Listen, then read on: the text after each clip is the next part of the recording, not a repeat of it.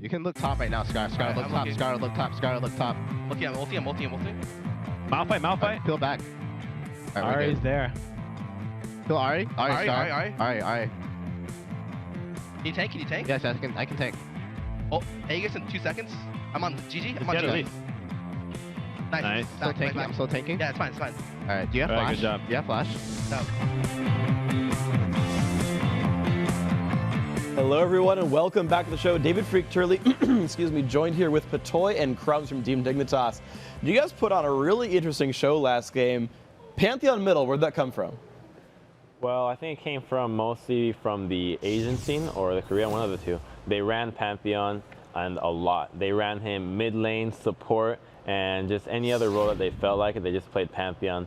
And he's always been known as a really strong laner, and he can abuse squishy champions early on very well, such as Ari, and we picked it just because of that. So how'd you guys prepare that strategy? It's not something we've seen at all in North America competitive, aside from like once from CLG's jungle.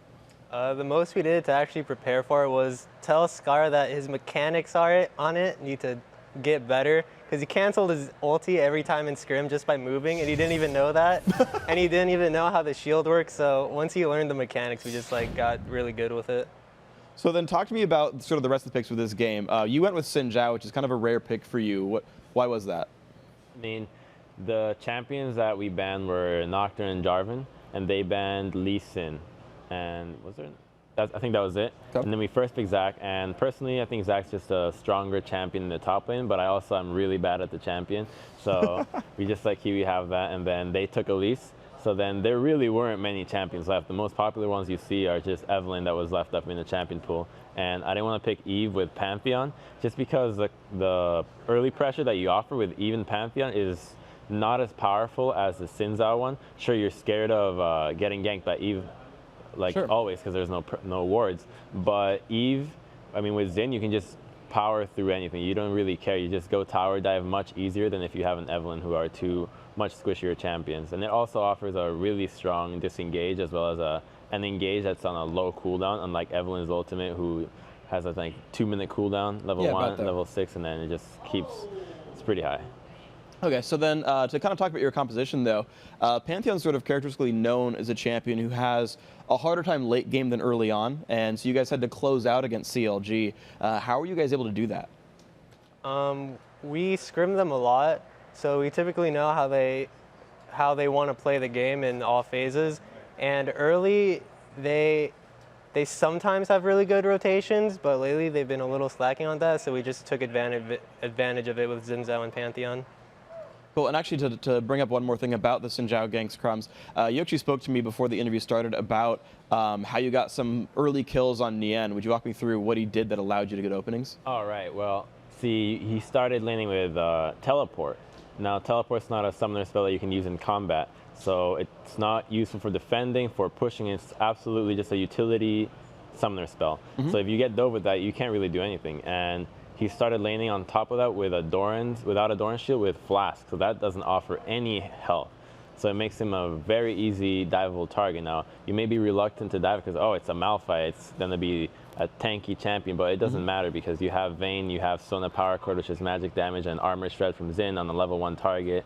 Doesn't really matter, so that was a mistake by their part. But even then, just laning with Teleport is something that you need to be capitalizing on. And that's something that we learned from the Curse game, in which they try to do the same thing, a teleport lane on a side lane, and we didn't capitalize on it. We eventually lost the game because of that. Many other reasons we lost that game, but that was one of the things, and we've actually managed to capitalize on that, what they did this game, and it worked really well for our early game. That's good to hear, and of course, good job to you guys on the win. So one more question for you guys. So you are now into a tie with Counterlogic Gaming for 4th and 5th. Curse might join you if they win their next game. So you've got at least 1 game ahead of you, maybe 2, maybe 3, depending on how things go. It's already going to be an 8-game day. How do you keep yourself focused when you know you've got a long day ahead? Well, it was news to us because we went in knowing, like, oh, we're just going to win. We're going to get the spot, like a nice spot. We just get to go home. And then after the game, they tell us, hey, you're playing another game, possibly 2 more. And I felt heartbroken. It's like I got hit by a truck, like waking up with a hangover, something like that. It was horrible. So now I just got to stay here, play some more. I was falling asleep 3 games ago, so good thing there's a coffee machine in the back. Bringing up a lot of coffee. All right, so final question for you guys then. You've got now, aside from the tiebreakers, but you know you're in the playoffs at this point. So your minds have to think towards the North American regionals at PAX in just about 2 weeks from now. How prepared are you, or how are you going to prepare for a very important tournament for you guys? The preparation we do is always the same, no matter how big. We take a few days, just watch the team, watch VODs, evaluate how they go through picks and bans, how they like to play through the different stages of the game, and then just try to counteract everything they do. Crumbs, anything to add? No, that's pretty much it, but I do think that even though my personal opinion on CLG this game was that they were a bit lackluster, I do think that, at least for myself, I made a lot of mistakes getting caught in certain situations, but aside from that, the mistakes that were made in other LCS games this week, I was able to fix them and be conscious about them and try not to make them again, and it worked well in this game, and I think that attributed to why we won. All right, well, it's good to hear. Congratulations, guys, on your win. Good luck in your match later today, and it's good to see you guys improving. Of course, we'll see you guys at PAX. Thank you very much for the interview. But of course, guys, we've got more LCS action today, 2 more regular season games as well as the tiebreaker. To break down some of the games you've already seen, though, let's send it over to Kobe at Replay Central. All right, thank you, Freak. Now, after that last game, everybody knows Pantheon puts out a lot of harass in lane, but Dignitas, they also did a very good job of incorporating him into their team fights. It's a tricky champion to play with in the team fights because of the delay on his ultimate. It takes 2 seconds of channeling to get up into the air, and then another 1.5 seconds to drop back down on the team. Perfect place for that is the Dragon Pit. CLG group up very nicely for Dignitas here. They're all right here, so it's easy to spot the Pantheon ultimate, and then Dignitas, we're going to see them do a good job of keeping CLG in there. So let's roll this at a very slow speed so we can see just how crucial the timing is from the initiation of Dignitas. Here's the blue circle of Pantheon. That's the 2 seconds of channel time. Now the red circle is what the enemies see. Pause here.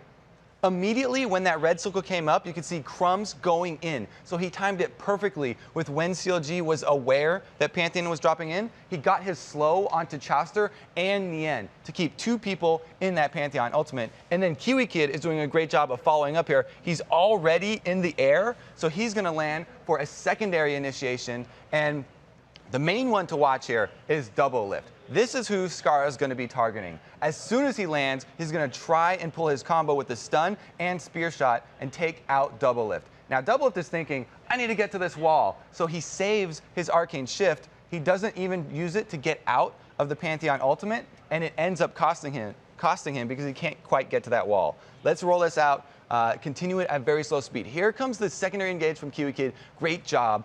They're trying to tank him over there, and there we see Double Lift. He does get hit by the Pantheon combo. Now pause here.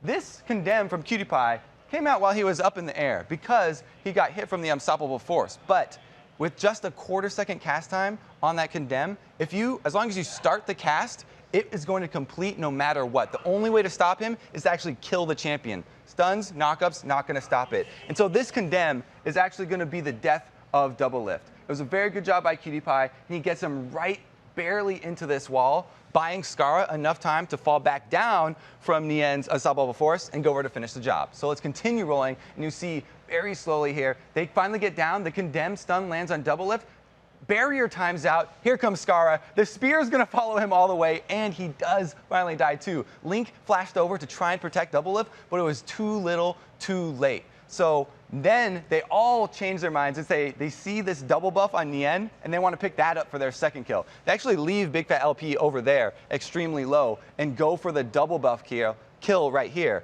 Crumbs doing another good job following up. So really the main points to remember from that fight, these are the only 2 kills they get, but the main points to remember were the initiation timings from Crumbs and Kiwi Kid to keep CLG inside the Pantheon ultimate for just long enough for Scara to land, and then that split second where Double F couldn't get over the wall and the condemn was able to go off. And with that, we're going to send it back over to the guys at the desk.